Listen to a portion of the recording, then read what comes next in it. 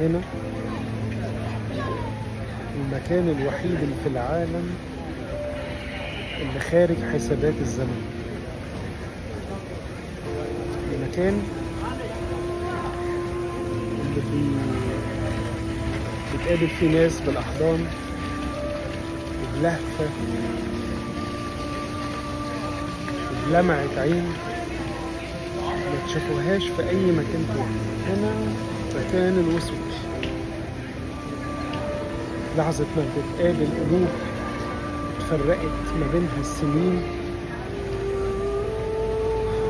وبعد المسافات والزمن اللي فات خلى ما بينهم جبال كبيرة. الجبال دي بتكسر هنا في المكان المقدس ده،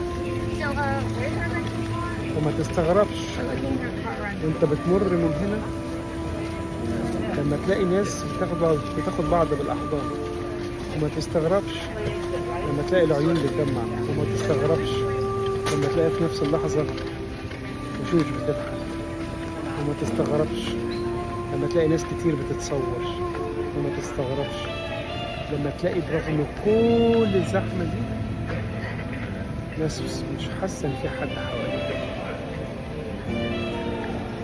وما تستغربش لما تلاقي ناس واقفة بالساعات قاعدين منتظرين ومفيش حد جنبي، زي ما انا مستني امي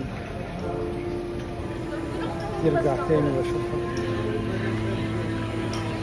وطال الانتظار، بدور عليها في كل الوشوش مش بلاقيها. كل واحد فينا بيبقى عنده لحظة في الحياة بيتوقف عندها الزمن. هنا لما بيبقى قاعد سنين مستني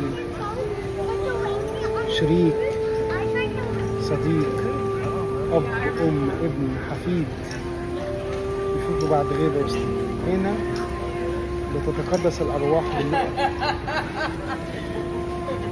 زي الضحكة الصافية لناس فرحانة إنها بعد سفر هتتلاقى وهتتقابل من تاني. هنا مفيش معايير للقافية والنسخ والقواعد الإملائية. هنا خارج حدود الطبيعة. هنا بتلاقي ناس تاهت في دوامة الحياة، بس وانس إن هم شافوا شريكهم ورفيقهم وحبيبهم كأن الحياة رجعت تاني ليهم، ورجع النبض تاني يحيا فيهم. وأنا شبهتها زمان، قلوبنا في الغربة بتتحول إلى التجمد، وهنا بتتقدس الأرض. دمتم في خير.